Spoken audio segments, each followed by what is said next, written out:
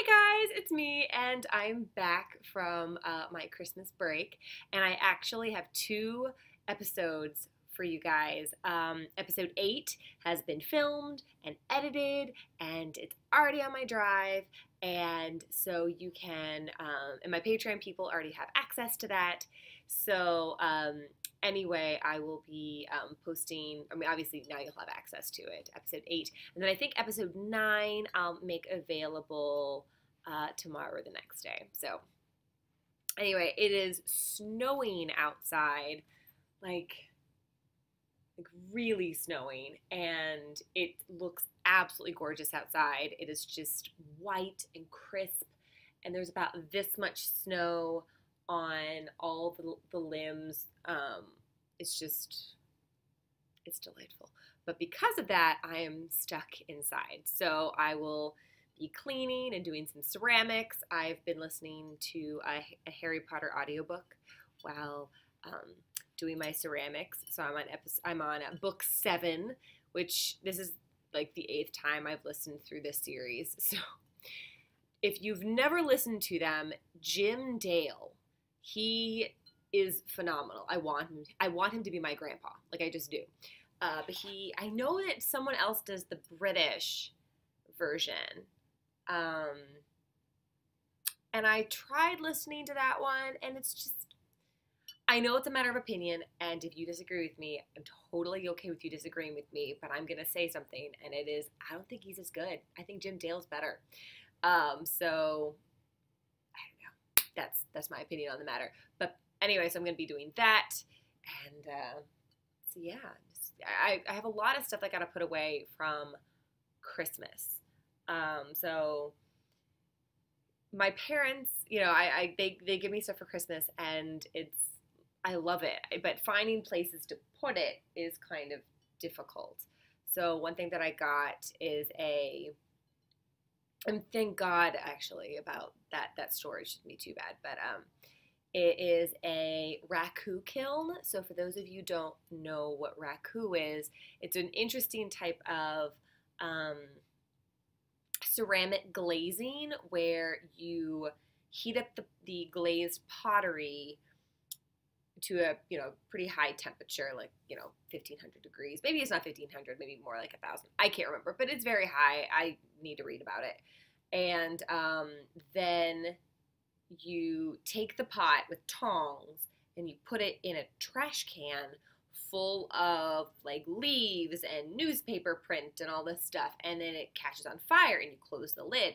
And what that does is it causes a reducing environment where all the smoke and all the metals and the clays and the pigments from the newspaper and all that stuff seep into the glaze and changes it into these really cool kind of pearlescent or like metallic-y looking colors. So anyway, my parents got me one of those, so I get to do that this spring, summer, and fall, which I am super excited about. But actually the thing I'm most excited about,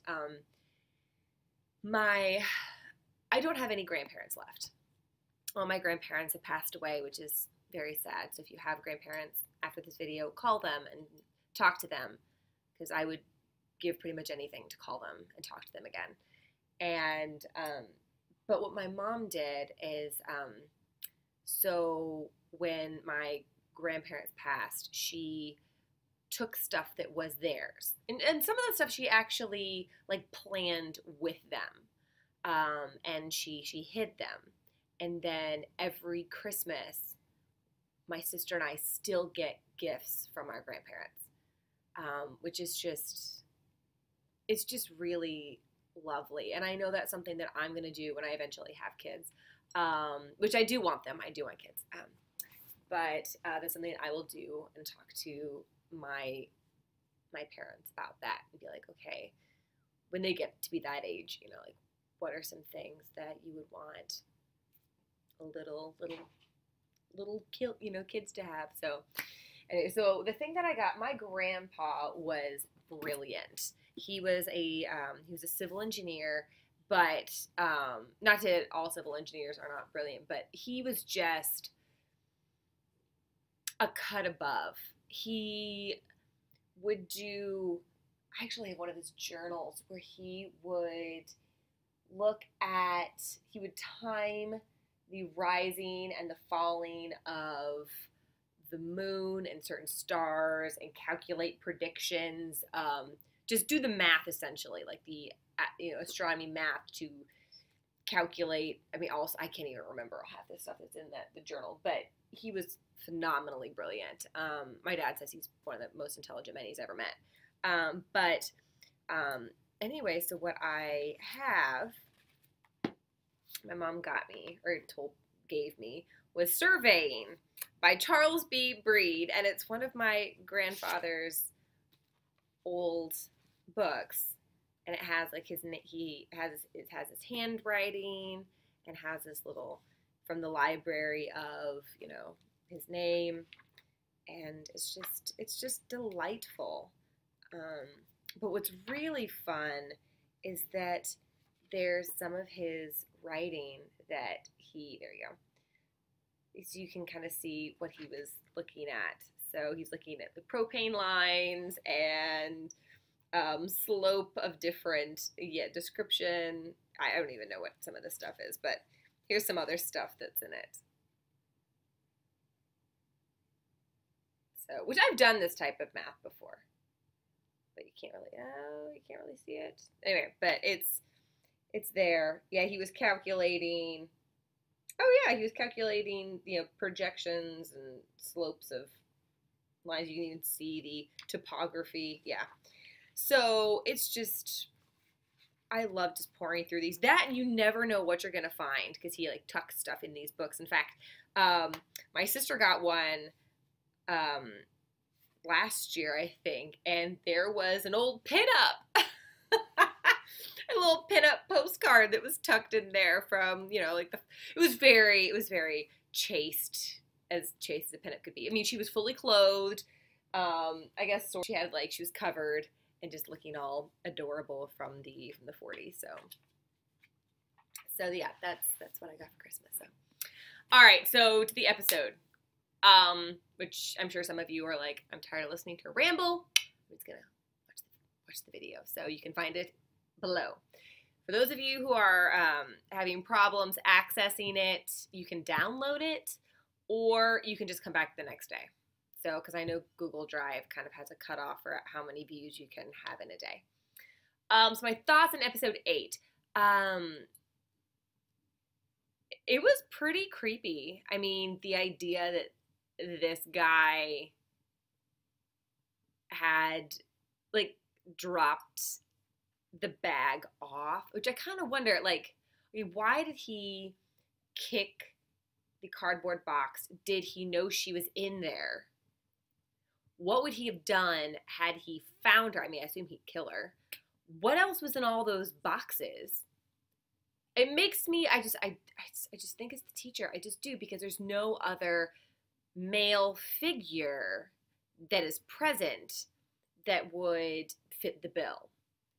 So anyway, that, and it's kind of in the near vicinity of the school. So he has a thing for kids apparently. So it makes sense to have it be in an old school bus.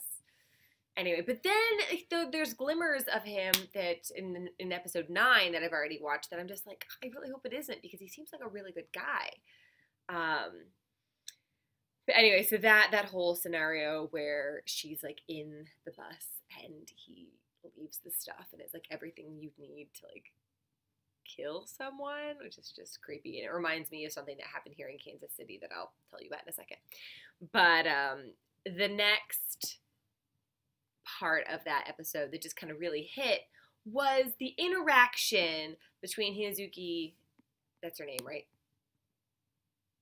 Yes, Hinazuki, and mom, and where it's just, you got to see the stark contrast of what her life was like with her mom, and then obviously all the things with this, with this other woman that isn't her mom, that's acting like a mom, and it was just really touching and delightful. The bath scene was a little weird for me, but it was innocent, like it was super super innocent. So it wasn't like for a second there I was just like, what? Oh, never mind. This has got to be cultural, clearly. And in many ways, I wish that the United States had more of a culture of openness around bodies, where I feel like we're really okay with celebrities prancing about in various states of undress, and Kim Kardashian like plastering her greased bottom on the internet.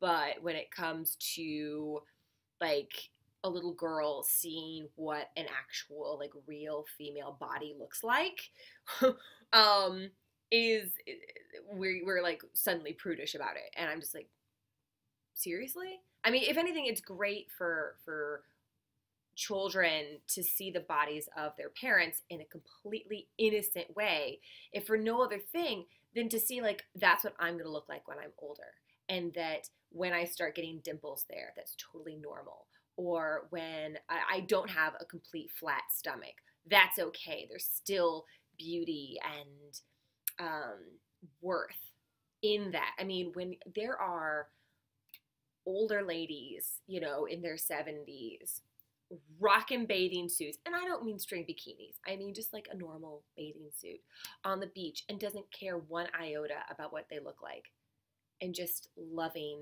themselves and children and all that stuff. Like, it's darling to see, because I feel like at least the girls now, and I felt the same way, like growing up, the only exposure we really had to the female body was the airbrushed, or it's no longer airbrushing, it's like they're like, oh, this person's not been airbrushed. No, they haven't been airbrushed, but they do have the benefit of an incredibly controlled diet that is facilitated by a certain type of income, and they also dedicate like 2 to 3 hours of their day to doing insane workouts. Like, but they're not airbrushed. It drives me nuts. But anyway, so I just really loved that scene. At first but then I thought it was really darling, and wished that we had more like communal bath culture where, and I know some people are going to take that the wrong way, but I don't know. I just feel like just being more open can't necessarily be a bad thing. Now, obviously, we have to make sure that we protect children from super creepy, awful people, and we don't traumatize kids. But I don't think that, you know, exposing children to like human bodies in an innocent fashion is necessarily detrimental to their mental health. I mean, you see, I don't know. That's just me. But maybe I'm completely wrong, and maybe eventually when I have kids, I will not follow that. But anyway,